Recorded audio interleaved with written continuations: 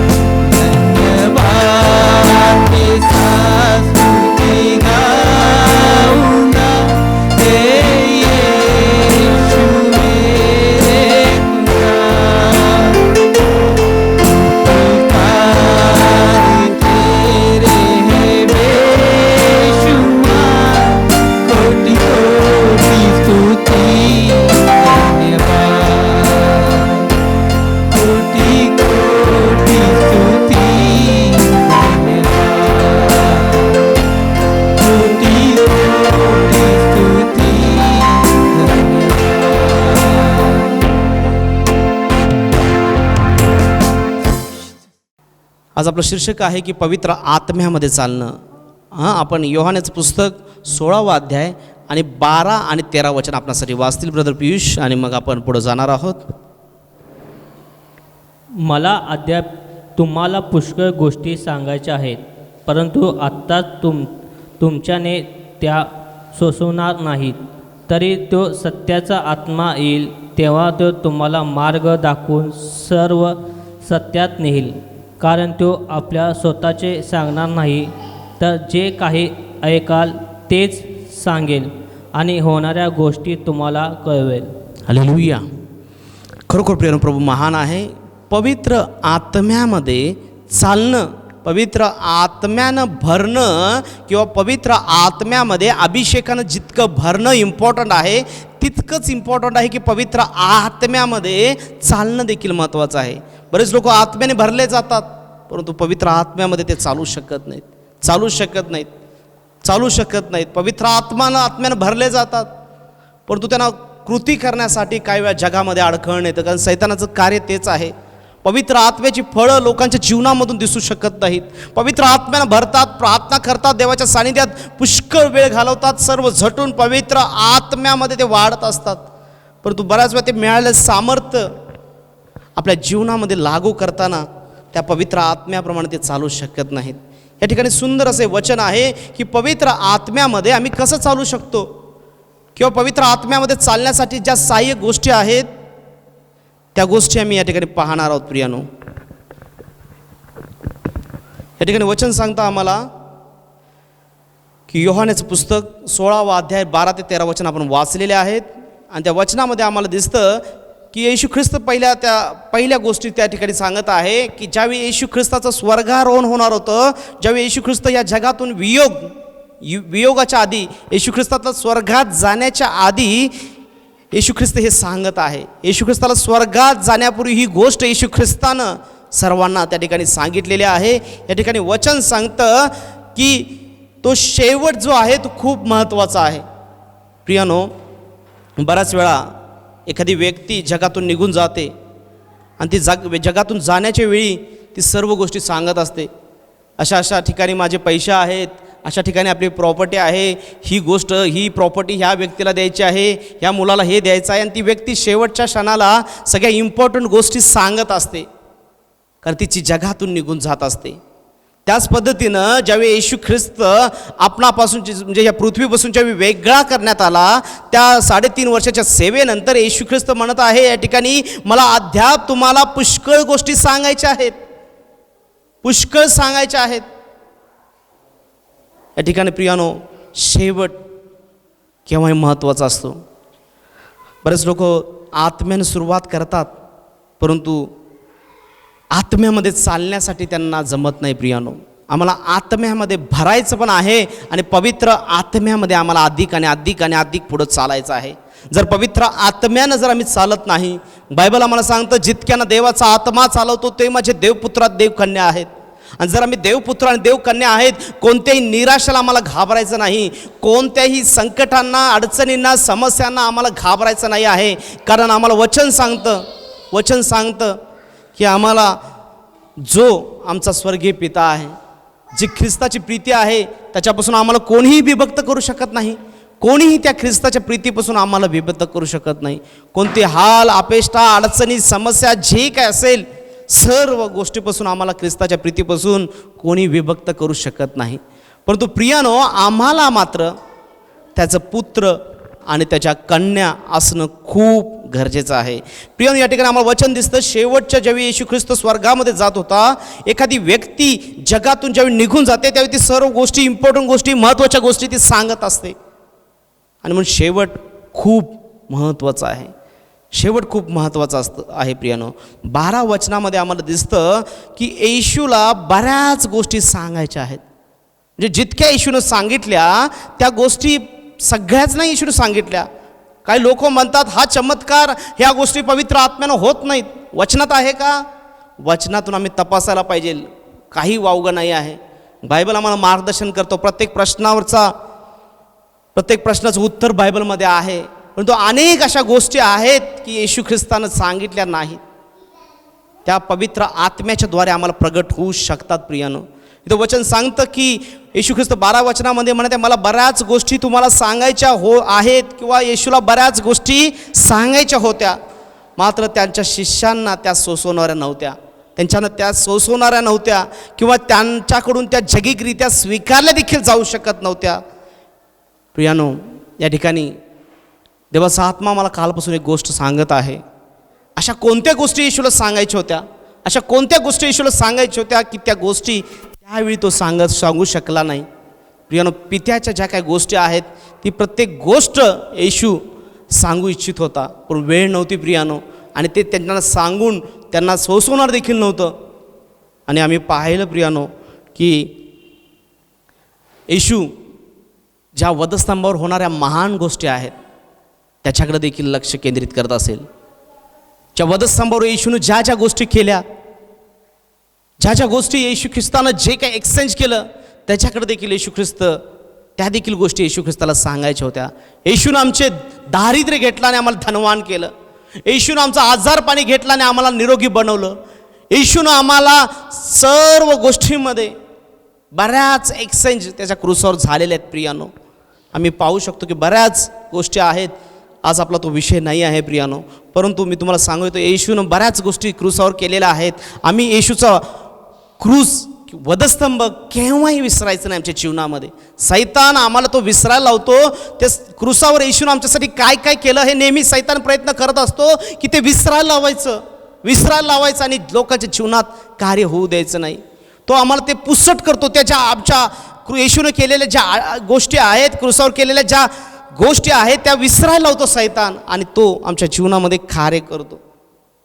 प्रियानो, ज्या गोष्टी येशूनं आमच्यासाठी केल्या, सैतानाचा तो डावपेचच असतो की तो विसरायला लावतो. 12 वचनामध्ये आम्हाला स्पष्ट दिसतं की येशूला बऱ्याच गोष्टी सांगायच्या होत्या, परंतु शिष्यांवर त्या पवित्र आत्मा आलेला नव्हता. त्या सोसवल्या जाणार नव्हत्या. त्या सोसवल्या जाणार नव्हत्या. जेव्हा पेंटिकॉस्ट आम्ही मागच्या 2 आठवड्यापूर्वी पेंटिकॉस्ट संडे सेलिब्रेट केला, आणि त्यावेळी जेव्हा पवित्र आत्मा पेंटिकॉस्ट 50व्या दिवशी जेव्हा यरुशलेमेमध्ये पवित्र आत्मा आला, त्याच्यानंतर त्यांना सामर्थ्य प्राप्त झालं. अहो सांगा मला, जे शिष्य होते त्या शिष्यांवर पवित्र आत्मा नव्हता, त्यांना सोसवणार नव्हतं, मात्र पेंटिकॉस्ट नंतर भरपूर अशा गोष्टी त्यांना पवित्र आत्म्यानं प्रगट केलं. पवित्र आत्म्यानं त्या गोष्टी त्यांना प्रगट केलेल्या आहेत. पवित्र आत्म्यानं नंतर त्या गोष्टी त्यांना रिव्हील केल्या. संत पौलाला पवित्र आत्म्यानं बऱ्याच गोष्टी आत्म्याच्याद्वारे त्यांनी प्रगट झालेल्या आहेत, आणि त्यांना जितकी कल्पना कमी होती, येशूनं ज्यावेळी सांगितलं त्यांना समजत नव्हतं, परंतु प्रियानो नंतर त्या पवित्र आत्म्याने त्यांना प्रगट केलेल्या आहेत. या ठिकाणी 12 वचनामध्ये दिसतं ज्या गोष्टी सांगायच्या राहिलेल्या होत्या त्या पवित्र आत्म्याच्याद्वारे हळूहळू नंतर प्रगट होऊ लागल्या. प्रियानो, त्यावेळी शिष्यांवर पवित्र आत्मा नव्हता. प्रियानो, ते जे शिष्य होते, येशूच्या मागं बरेच शिष्य, 12 प्रेषित शिष्य सोडून अनेक स्त्रिया, अनेक लोक त्याच्या मागं जात होते, आणि अनेक जे येशूचे शिष्य आहेत ते येशूबरोबर राहत होते. येशू जिथं जात होता तिथं जात होते, येशू जिथं खात होता तिथं खात होते, येशूबरोबर सर्व गोष्टी ते करत होते. येशू फक्त त्यावेळी प्रार्थनेसाठी वेळ काढत होता, त्यांच्यापासून वेगळा होत होता, तर बाकीच्या वेळी येशू ख्रिस्त त्यांच्याबरोबर राहत होता, त्यांच्याबरोबर बोलत होता, त्यांना शिकवत होता, त्यांच्याबरोबर चालत होता. येशू ख्रिस्त 3.5 वर्षामध्ये यरुशलेममध्ये काही वेळच आम्ही एका संदेशात पाहिलेलं आहे, काही कमी वेळच येशू ख्रिस्त यरुशलेमेमध्ये आलेला आहे. नाहीतर तो 3.5 वर्षाच्या सेवाकार्यामध्ये तो चालत होता आणि सेवाकार्य करत होता. प्रियानो, हे शिष्य येशूबरोबर राहून येशूने केलेले चमत्कार त्यांनी पाहिलं. येशूसाठी सर्व गोष्टींचा त्यांनी त्याग केला. त्याने आपल्या कामं सोडलीत, आपला व्यवसाय सोडला, आपलं कुटुंब सोडलं, आपल्या बायका मुलं जे काही होतं नव्हतं ते सर्व त्यांनी टाकलं, परंतु त्यांनी येशूला नाकारलं. बऱ्याच लोकांनी येशूला नाकारलं, प्रत्येकानं नाकारलं. नाकारणाऱ्या माणसामध्ये पेत्राचं नाव पहिलं येतं, परंतु मी म्हणतो बाकीच्या शिष्याने देखील नाकारलं आणि सोडून गेले, पळून गेले. पेत्र जवळ राहून तर उभारून बघत होता येशूच काय करतात, परंतु बाकीचे शिष्य देखील पळून गेलेले आहेत.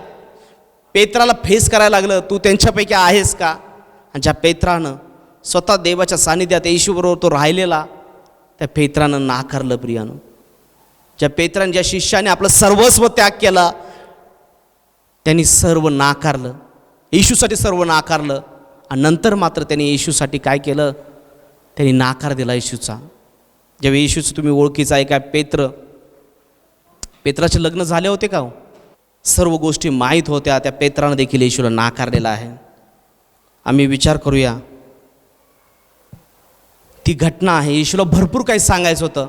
आज माझ्या घरावर 1000 लिटर पाण्याची टाकी आहे आणि सचिन पास्टर म्हणणार, आम्ही दादा 10 दिवस पाणी बावड्यात येणार नाही. काय सचिन दादा, 1000 लिटरची टाकी आहे आणि सचिन दादा म्हणतात, आम्ही दादा पाणी येणार नाही, मी पाण्याची टँकर आणलं बघा, आमच्या घरात उतरून घेतला आहे, तुम्ही 10,000 लिटरचा टँकर उतरून घ्या. माझ्या टाकी किती आहे, 1000ची, आणि तुम्ही काय म्हणताय 10,000 पाणी उतरून घ्या. शक्य आहे प्रियानो? शक्य आहे? तसंच ही गोष्ट तशी आहे प्रियानो. त्या गोष्टी त्यावेळी शिष्यांना सोसवणार नव्हत्या, कारण पवित्र आत्मा त्यांच्यावर नव्हता प्रियानो, नव्हता त्यांच्यावर. आणि त्या गोष्टी, भरपूर गोष्टी येशूला सांगायच्या होत्या, परंतु त्यांना त्या सोसवणार नव्हत्या. ते त्यांच्या शक्तीच्या पलीकडच्या होत्या, समजण्याच्या पलीकडच्या होत्या. नंतर पवित्र आत्म्यानं प्रगट केलेले आहेत प्रियानो. आम्ही पहिल्या वचनामध्ये पाहत आहोत, येशू ख्रिस्त म्हणत आहे, मला अद्याप तुम्हाला पुष्कळ गोष्टी सांगायच्या आहेत, परंतु आत्ताच तुमच्याने त्या सोसवणार नाहीत. आणि 13 वचन जर आम्ही पाहिलं, 13 वचनामध्ये भरपूर मोठं रहस्य दडलेलं आहे. आज आपला विषय आहे पवित्र आत्म्याप्रमाणे चालणे. लोक म्हणणार पवित्र आत्म्याचं शीर्षक दिलेलं आहे आणि दुसरंच काहीतरी बोलायला लागलेले आहेत. परंतु प्रियानो, हा पवित्र आत्म्यामध्ये चालायचं आहे तर ह्या गोष्टी आम्हाला समजल्या पाहिजेत प्रियानो. 13 वचन ब्रदर वाचा, सुरुवातीचं वचन 13 वचन. हां, 13 वचनात आम्हाला दिसतं बघा, आम्ही काय वाचूया. हां, तरी तो सत्याचा आत्मा येईल, तेव्हा तो तुम्हाला मार्ग दाखवून सर्व सत्यात नेईल. या ठिकाणी वचन आम्हाला स्पष्ट करतं. अजून पुढं वचन आहे, फुल स्टॉप नाही, तर तिथं इन्व्हर्टेड कॉमा आहे. ते वचन संपत नाही. वचनावर आपण ह्या मनन करणार आहोत. आजच्या संदेशाचा मननाचा जो विषय आहे ते ह्याच वचनावर आम्ही मनन करणार आहोत. प्रियानो, या ठिकाणी वचन सांगतं की तरी तो सत्याचा आत्मा येईल, तेव्हा तो तुम्हाला मार्ग दाखवून सत्यात नेईल. प्रियानो, या ठिकाणी सत्याचा आत्मा पेंटिकॉस्टच्या दिवशी आला. येशू ख्रिस्त ज्यावेळी हे देवाची काहीतरी योजना दिसते, एकावेळी एकच दैवी शक्ती या पृथ्वीवर राहू शकते. हे देवाचं काहीतरी योजना असेल. ज्यावेळी पवित्र आत्मा होता, येशू होता, ते पवित्र आत्मा पिथ्याबरोबर होता. आणि येशू म्हणतोय, मी जर नाही गेलो तर तो सत्याचा आत्मा जो कैवारी, तो तुमचा मदतनीस, तो तुमच्यापर्यंत येणार नाही, तो तुमच्याकडे येणार नाही. तर आम्हाला प्रियानो जो कैवारी आहे, सत्याचा आत्मा आहे, येशू म्हणतो मी नाही गेलो तर तो तुमच्याकडे येणार नाही. आणि मग तिथं वचन सांगतं, तर तो सत्याचा आत्मा येईल तेव्हा तो तुम्हाला मार्ग दाखवून तो सत्यात नेईल. आणि पेंटिकॉस्टच्या दिवशी पवित्र आत्मा आला आणि तो सत्याचा आत्मा येईल तेव्हा, तो पवित्र आत्मा येईल तेव्हा, पवित्र आत्मा आज देखील प्रत्येकावर येतो, तो प्रत्येकावर मूव्ह होतो. आजच्या आराधनेमध्ये जे फेसबुकच्या माध्यमातून पाहणाऱ्या प्रत्येक व्यक्तीवर पवित्र आत्मा फिरत होता. देवाचा आत्मा मला दाखवत होता, पवित्र आत्मा फिरत आहे, मूव्ह होत आहे. परंतु पवित्र आत्मा येतो हो, परंतु पवित्र आत्म्याला जोपर्यंत आम्ही स्वीकारत नाही तोपर्यंत आम्ही म्हणू शकत नाही. सचिनदादा आलेत, पण सचिनदादा जर ह्या हॉलच्या जर बाहेर बसलेत तर सचिनदादा कीबोर्ड कसं वाजवणार हो? वाजवणार का?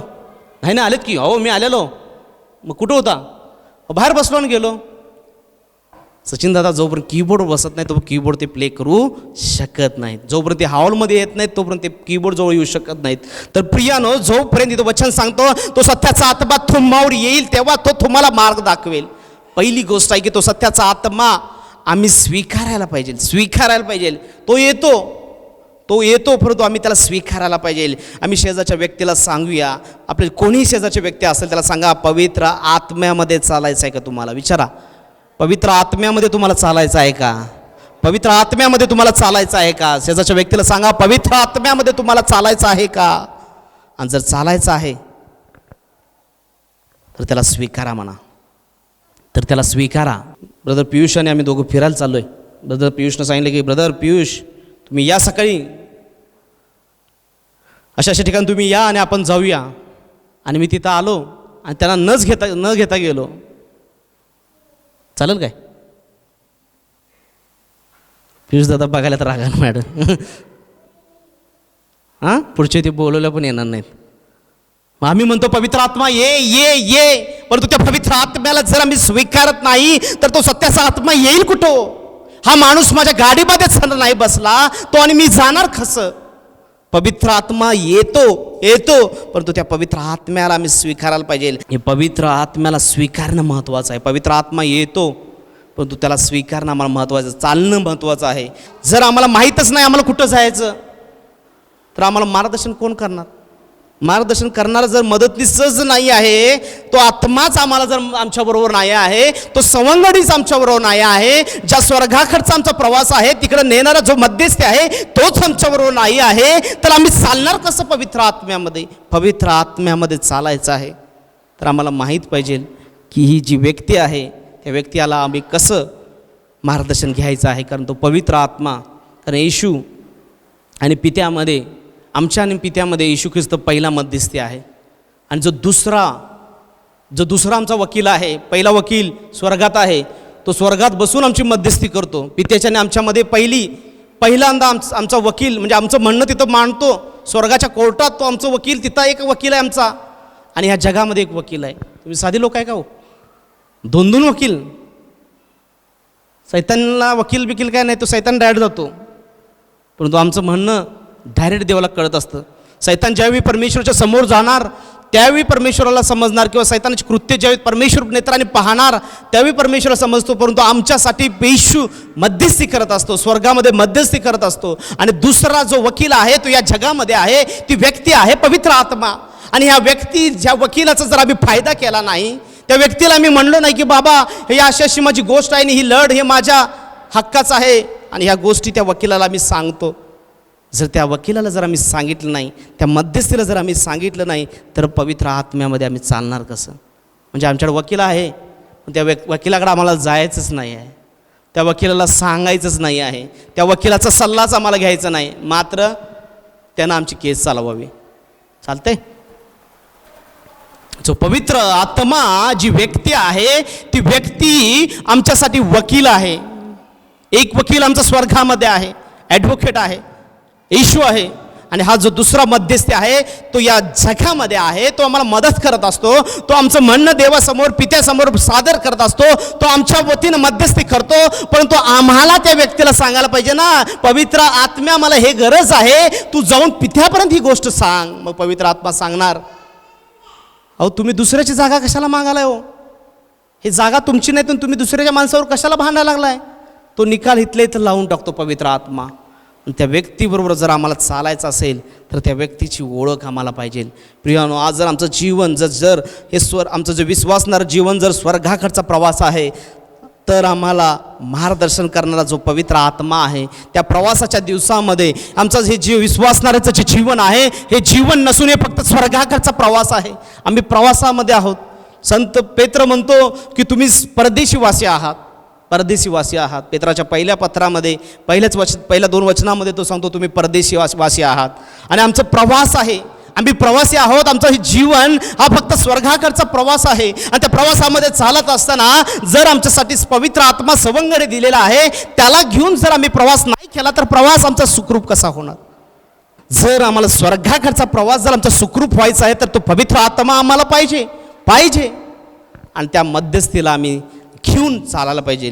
प्रिय, आज बरेच लोक पवित्र आत्म्याने सुरुवात करतात, पण मध्येच ते मार्ग सोडून भटकतात, देहानं चालतात. गलती 3:3 मध्ये देवाचं वचन म्हणतं तुम्ही आत्म्याने सुरू करून देहानं पूर्ण करताय का? जी गलती करायची मंडळी ती आत्म्याने त्याने सेवा कार्य चालू केलं, आत्म्यामध्ये ते चालत होते. नंतर कुठंतरी त्यांनी देवाला आपल्या कृतीनं खुश करण्याचा प्रयत्न केला. मी असं करतो की आत्म्यामध्ये प्रार्थना करत होतो, आत्म्यामध्ये लोकांना बंधनातून रिकामं करत होतो, आत्म्यामध्ये वर्शिप करत होतो, आत्म्यामध्ये जाऊन लोकांना पवित्र आत्मा दाखवणार, या व्यक्तींना बंधनातून काढ, मी जात होतो. पवित्र आत्मा सांगणार ह्या व्यक्तीच्या अंडर काम कर, आम्ही करत होतो. परंतु प्रियानो, आत्म्याने सुरू केल्यानंतर लोक देहानं पूर्ण करायला बघतात, आत्म्याचे संबंध तोडतात आणि मग देहानं कार्य करण्याचा प्रयत्न करतात. आणि मग देह म्हणजे काय?